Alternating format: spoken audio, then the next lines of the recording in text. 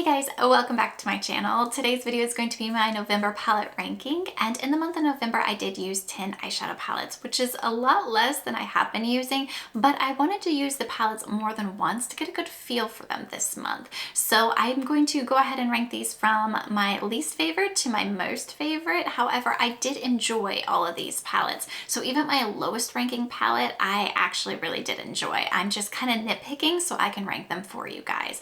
And we are going to start with number 10, which is going to be the Makeup Revolution. This is the Reloaded Visionary palette that I received in, I believe it was their gift set.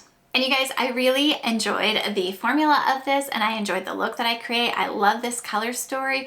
I just have palettes that I'd used this month that were a lot more punchy and gave me more an oomph, and that's kind of the look that I was going for this month. So that is why this is ranked at the bottom, but this is actually a really good palette. But there is a Makeup Revolution palette in this ranking that I do like a lot more, that the formula is definitely next level for Makeup Revolution.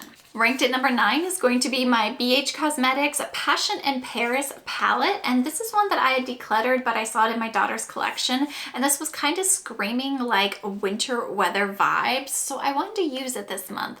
And I have to say, I loved the look that I created with this palette.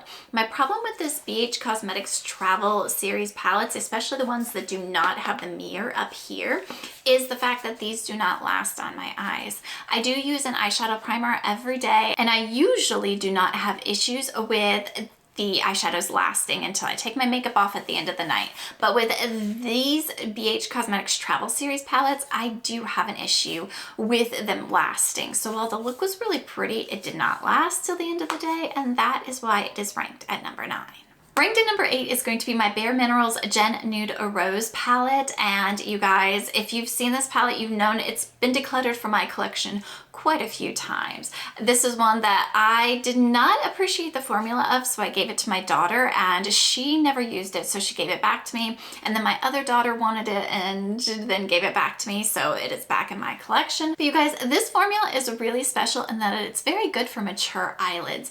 These satins or these metallic shimmers here are so smooth and buttery. They're not chunky. They just give this nice light wash of color that gets a little bit of sparkle behind it, but there's no shimmer, there's no glitter. It's just smooth on your eyelids. So if you have texture on your eyelids, this is a really great formula.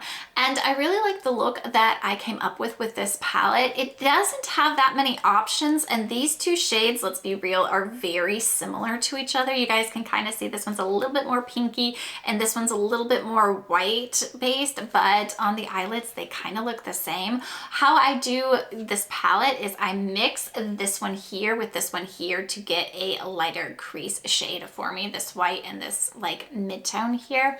So I really enjoyed this palette, and I'm actually going to keep it in my collection, at least for right now, so I can use it again. Ranked at number 7 is going to be the W7 Cool Down palette, and this one was one that my husband got for me, and I have to say I actually really enjoyed this. Now, you just heard me talk about the shimmers and this Bare Mineral Rose. The shimmers in this palette are going to be the same. They are not going to be metallic, they're not going to be flaky, they're not going to have glitter particles in it, they're not going to have like the mica shimmers in it. It's going to be smooth on the eyelids, and I actually really appreciate that. I also really like these. They have mattes in here that actually have a little bit of glitter in it, or like shimmer particles in it, and they show up on the eye with that shimmer, and it gives just this nice sheen, this nice wash that I really enjoyed. So I used this palette 3 times this month, and I can't wait to keep using it. Ranked at number 6 is going to be my other Makeup Revolution palette that I used this month, and it is the Festive Allure palette. And I did a get ready with me using this palette,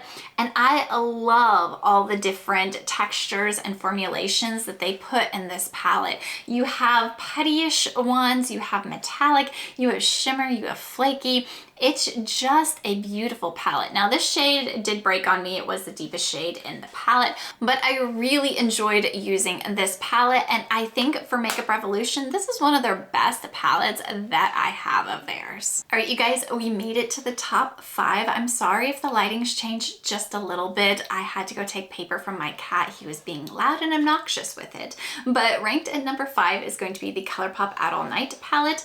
I love this palette. I think this is beautiful. I think the price point is really, really good. And this is definitely the only grays I really need in my collection because I don't wear grays as often as I think I wear grays because I've only reached for this once and I've had this sitting on my desk. But I like the idea of wearing grays. I just don't wear them very often, but this is gorgeous and I think the quality of this is outstanding, and that is why it is ranked at number 5. Number 4 is going to be the ABH Sultry palette, and you guys, I reached for this like 3 or 4 times this month, and this is gorgeous. I absolutely love the color story of this. I think it is the perfect 9pan palette to travel with. It's got the neutral looks that you need, and any of these shades you can mix with a little bit of setting powder to lighten them, especially if you are fair like me and you need just a little bit of a lighter shade. And that's a good trick if you guys are ever in that situation. But that is what I did when I used this palette. I've used every shade except for this black and then this bronzy shade right here that is Ember. So these two are the only ones that I haven't used, but I have loved every look that I've done with this palette this month, and that is why it is ranked at number 4. Number 4, wow, number 4. Ranked at number 3 is going to be the palette I have on my eyes, and it is the Lorac Glam palette, and this is what that palette looks like. Now you guys, this palette here, the Lorac one, is very similar to the ABH Sultry palette. Let me see if I can show you guys. So if you see in this palette here, the vintage, and then the shade right here, and then if you look, they are pretty much identical. This one just has more shades in it, and then this one has a gray. But I love this formula. I like this a little bit more than the ABH formula, which is why it is ranked higher. This is the palette I have on my eyes. If I didn't already say that, I don't know if I did or not, but I really like using the mattes in this. This is an all matte look that I've got going on. I have Studio right here on my eyelid. I have Vintage and Cinema, these two right here mixed in my crease. And then I used Close Up and Vamp to align my upper lash line, and I think the look came out really pretty. It's very easy, it's very effortless to use, and that is why it is ranked at number 3. Number 2 is going to be the Colourpop Warm Wishes palette, and this came from the Sweater Weather holiday kit, I believe it's called. And this one here is a complete look in the palette. This shade right here, which is a pressed glitter, is the only shade that I have not used. I'm actually terrified to use glitters on my eyelids just because I wear contacts and I'm always afraid a piece of glitter is going to get between my contact and my eye and like sit there and scratch it. So I'm very careful not to use glitters, but the rest of this is a complete look in a palette. Again, I used a translucent setting powder and mixed it with that to make a lighter crease shade, and then use that shade by itself to deepen it up, and then this to deepen out the outer corner.